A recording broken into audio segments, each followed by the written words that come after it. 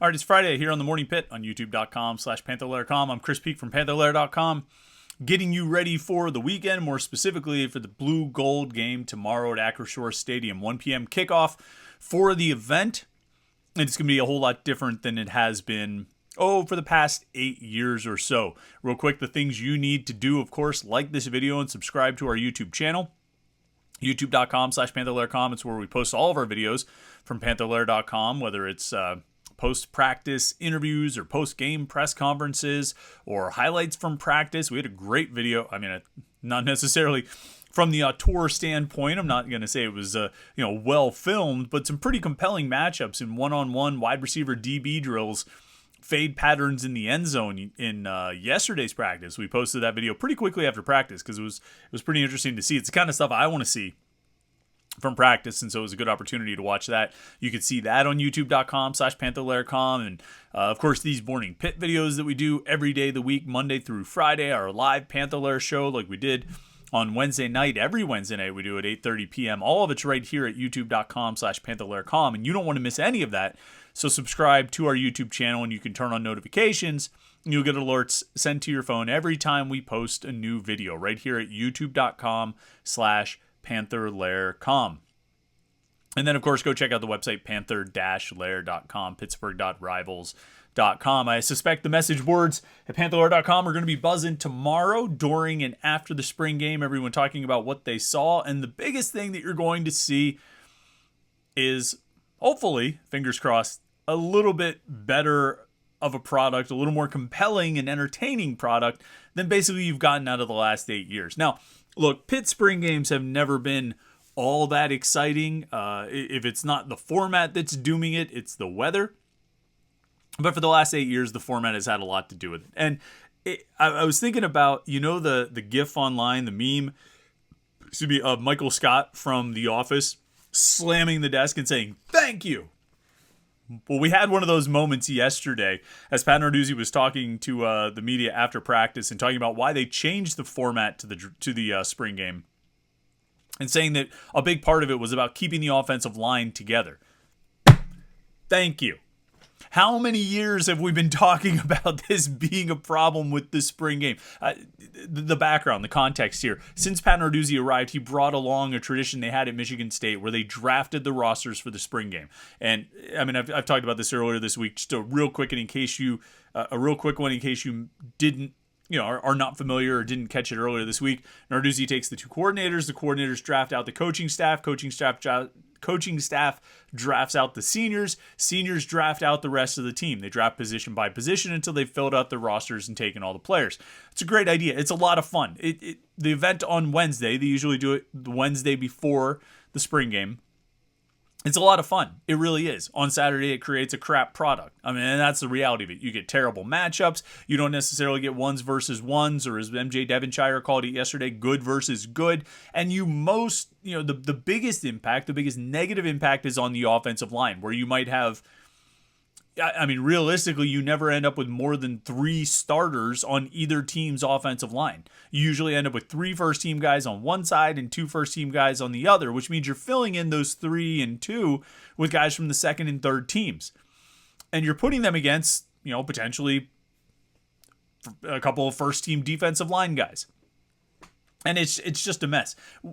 It's one of the oldest cliches in football that continuity on the offensive line, is of huge importance. Cohesiveness is of huge importance. That it's hard for an offensive line to really gel until they've got that time together and they can get some cohesiveness. Well, you spend 14 practices working on that cohesiveness, and you spend 14 practices working on that chemistry, and then you go into the spring game and you just completely jumble it up. And guess what? The product is not good. I think I counted 9 offensive touchdowns over the last 4 spring games. Well, that's what you get when you kind of mix it up like this. And so finally, Pat Narduzzi, despite me asking him every year for the last 3 years if he might change the format and get something a little bit more compelling and competitive, and he always shoots it down and says no, he finally decided to go for it, to say yes, and to do it. And I'm not going to say that it was my suggestion that did it. He actually said yesterday that he's been thinking about it since last year's spring game and specifically cited the issues with the offensive line. And, feel a little bit of justification for all of us here, a little vindication for all of us here who've been saying this for the last few years, that the offensive line is just a mess in the spring game under this format, this draft format, and they need to find another solution. Maybe just draft the offensive line as units, first team, second team, as opposed to splitting them up by individuals. Well, this year they're going to go offense versus defense, and there's a scoring system. Offense obviously gets its touchdown points and maybe field goals, I guess. They also get like a point for a first down gained. Defense gets points for sacks, tackles for loss, 3 and outs, and turnovers. Turnovers being the big one. Everybody loses a point for a penalty, and then you add up the score at the end of it and see what it is. I don't know. You may or may not think that offense has a huge advantage here, but defense has won the first 2 scrimmages that they had earlier this spring under that kind of scoring system.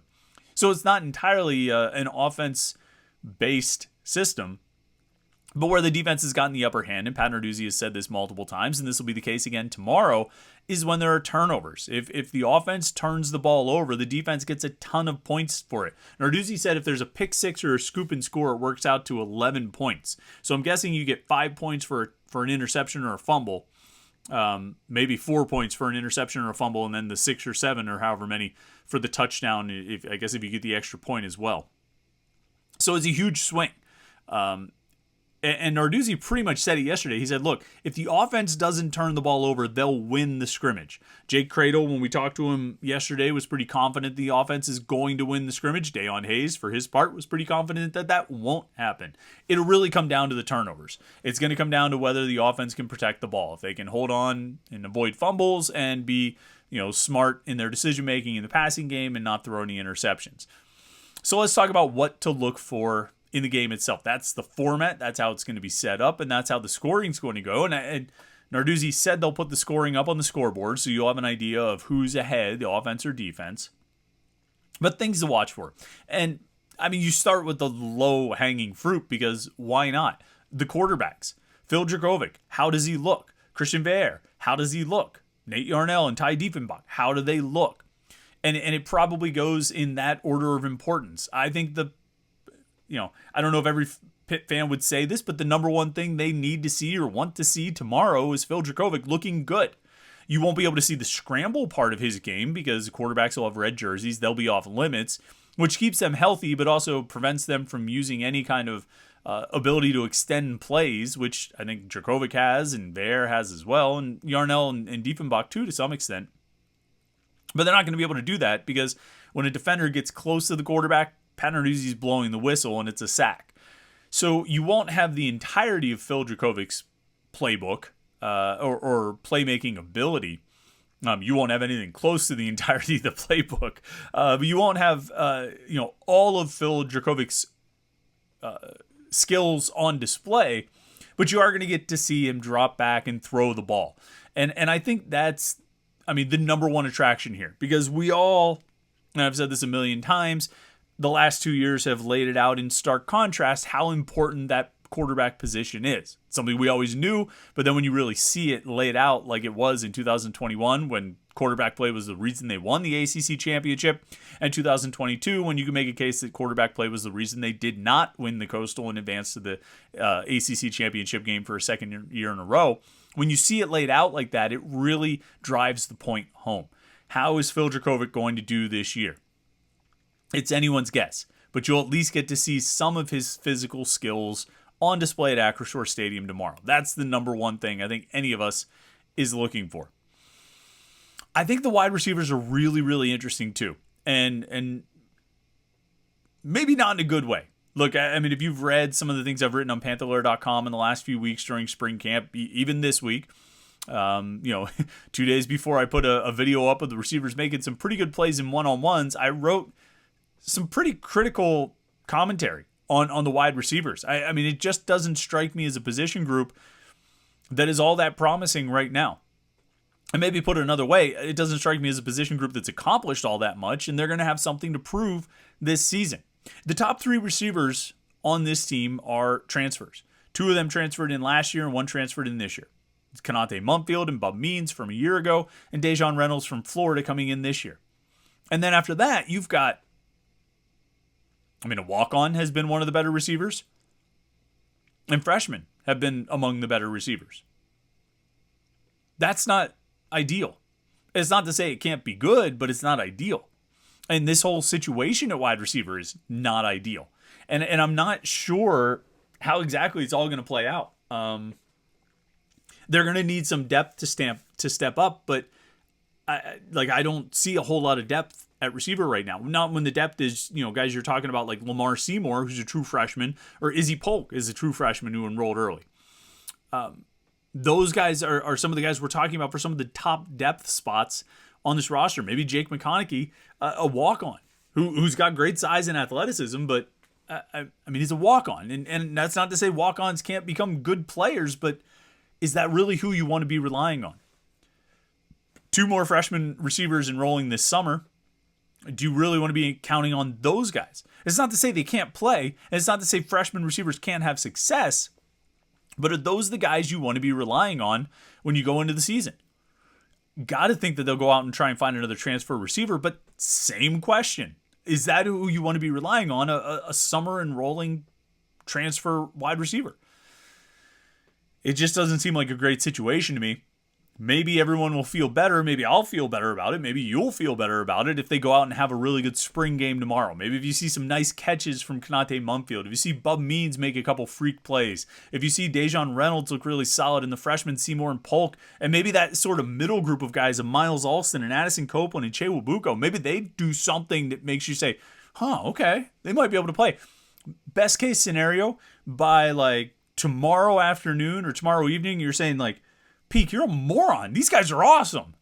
I don't think that's going to be the case. You might be calling me a moron for a lot of reasons, but I don't think it's going to be because of the wide receivers. But that would be the best case scenario if those guys go out and have a big game tomorrow or put in some big individual performances. We watched some one-on-ones yesterday, some receiver DB fade drills in the end zone, and I gotta say, I mean, I was impressed. Those guys made some good plays. Bub Means is a freak athlete. I mean, he's fast, he's big, he's athletic, he can jump. He's a guy who, at his pro day, eventually will test really well. He'll jump out of the ceiling and he'll run really fast. But can he play receiver? Or is he just an athlete out there? A big athlete. And there are sometimes, if you watch the video of those one-on-one drills, the wide receiver DB drills, there are times when he looks like a receiver. He looks like he can play the position. And there are times where he looks like he's an athlete out there trying to just use his athletic skills to beat the guy across from him. And I think there is a difference between the two. There's a line there, some space in between those two sort of characterizations. But maybe he goes out and has a big game tomorrow. I think the freshmen are really intriguing. Lamar Seymour and Izzy Polk. I'm intrigued to see those guys. They're probably going to be on the field this season, and I'm intrigued to see them tomorrow, and I'm intrigued to see them beyond that. Maybe they'll show a little bit of maturity. And I don't mean, they've been so immature so far, but I mean, there's something to be said for being a veteran college football player, and these guys are not it. They're not veteran college football players, but maybe they'll show a little something tomorrow. The offensive line, this is the real upgrade by doing away with the draft format, because you'll see those guys all working together in the in the combinations to which God intended them to play. That's a bit over dramatic, but I'll tell you the guy that I'm going to be watching, and the guy you'll probably be watching, and he won't be hard to see because he's the biggest dude out there, is number 70, Ryan Baer. And I'm intrigued to see a lot of things with Ryan Baer. Number one, just his play, how he does blocking some of these defensive linemen. But is he lining up at left guard? Is he lining up at left tackle? Is he on the first team? Is he on the second team? And my guess is the answer to all 4 of those questions just might be yes. I think he might play all 4. I think he might play guard and tackle, and I think he might do it on the first team and the second team. And I think he might do really well in it. He's just a big guy. Deion Hayes described him as patient, which is not always what you want when you're going to be a run-first team. You want your offensive lineman maybe to be a little bit more aggressive than patient, but nevertheless, it seems like a good trait for a young lineman to have. I don't think there's any lacking of aggressiveness or aggression in Ryan Baer. He's got plenty of that, and the few snaps that he got last season, you could see it. But I think it's interesting that Deion Hayes described him as being patient, because it's sort of, I don't know, I think it speaks to a maturity and composure on the field that you might not always expect out of a freshman offensive lineman. So I'm going to be really interested to watch Ryan Baer. And then you flip over to the other side of the ball. The whole defensive line is intriguing to me. I mean, you've got three sixth-year senior defensive tackles in Devin Danielson and David Green and Tyler Bentley. We've seen those guys plenty. I mean, they've been playing here for the last 15 years. You know, I can remember when they made their first start after 9/11. I mean, they've been around that long. But the other guys, though, are really intriguing. Yeah, I mean, across the board, pretty much all the defensive ends and all the defensive tackles. Because once you get past Danielson and Bentley and Green, you've got guys like DeAndre Jules. Charlie Partridge said yesterday he's had his best spring camp ever. You know, the best spring camp of his career so far this spring. You've got him. You've got Sean Fitzsimmons, who I think is just a naturally disruptive player and is going to be really good. He's going to play for Pitt this year, I think, and I think he's going to make a big impact. You've got Elliot Donald, who I think everyone's been excited to see. He's been playing both end and tackle. And you got a guy like Isaiah Neal, the true freshman, who Jay Cradle, again, yesterday during his post-practice press briefing, said that Isaiah Neal beat him in a one-on-one drill, and Cradle was like, is that Jalen Twyman or Kalijah Cansey? Like, wow, that dude is really good. And so he's going to be one I know everybody's going to have their eyes on number 97. And then the ends, I mean, Dayon Hayes, who I mentioned, Nate Temple has been having a good camp, Bam Brima. You know, you get down into some of the younger players like Sam Okunlola or Jimmy Scott. Those guys are going to play. It's just an intriguing group. It's a really interesting group of defensive linemen. And the expectation here is that they're all going to, if not seamlessly, they're all going to rather comfortably step into the starting jobs and play well this season. But, you know, I have high expectations for that group. It'll be interesting to see what they do tomorrow in the spring game. And then, another thing, I don't want to say the last thing because there's a million things to look at. But another thing I'm really curious about this in this spring game is the pairings at safety. You know, I think your top two safeties are probably going to be Javon McIntyre and Phillip O'Brien, with O'Brien at the field safety and McIntyre at the boundary safety, and then Donovan McMillan behind McIntyre at boundary safety, and Steph Hall behind O'Brien at field safety. But by all accounts, everything we've heard throughout spring camp, everything I've been saying, is that Steph Hall is really pushing Phillip O'Brien for that field safety job and even working at first team at times ahead of him. So seeing what happens there is really interesting to me, to see the pairings that the coaches put out there. I think McIntyre can play both spots. I think Steph Hall might be able to play both spots. Even Phillip O'Brien maybe could be at the boundary safety position. McMillan is probably locked in mostly to the boundary safety just because he's new and he's just kind of learning one position to try and master it. But the other guys, I think could move back and forth. And so I think you'll see McIntyre and O'Brien, and you'll see Hall and McMillan, but I wouldn't be surprised if you saw McIntyre and Hall and McMillan and O'Brien. I wouldn't be surprised if you saw McIntyre and McMillan. I wouldn't be surprised if you saw O'Brien and McMillan or Hall, just moving all around. I think there are different combinations the coaches could put out there, and I'm really curious to see what they decide to go with, and then how those pairings operate. I'm bullish on those safeties. It might take a little bit of time, and unfortunately that position, if you're learning on the job or still kind of getting comfortable on the field, it can mean 6 points. You know, I mean, that's a position that's very unforgiving, and if you aren't completely locked into the details, you can make some mistakes that really hurt. Pat Narduzzi and Randy Bates have pointed it out a few times about a mistake or two that Javon McIntyre made in the Sun Bowl that stung and ended up in a touchdown.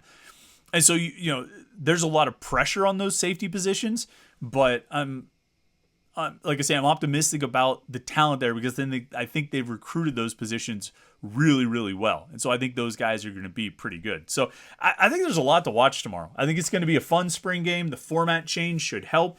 What's the weather? Is the weather going to be nice? We're checking this, a little bit in advance. Chance of rain on Saturday, but hopefully not too much, and hopefully nothing like I think it was the Todd Graham year, it poured, which was sort of a bit ominous for the season that was to come. But I think it's going to be a really interesting afternoon of football. And this is your only chance. This is your only chance to see the Pitt football team between the Sun Bowl and the start of next season. So Go out to Acrisure Stadium, enjoy it, have a great afternoon, and we'll, of course, be talking all about it hopefully on Monday for the morning pit. So that's the plan. That's the plan for now. But thanks for tuning in this week, though. Appreciate everybody who watched the morning pit all week this week. Watched our press conference videos and practice highlight videos, and the live show on Wednesday night. We appreciate that for sure. I hope you've had a great week. I hope you have a great day today, a great Friday, and a great weekend. Thanks again. Enjoy your weekend, and we'll talk to you Monday morning for the morning pit right here on youtube.com/Panther-Lair.com.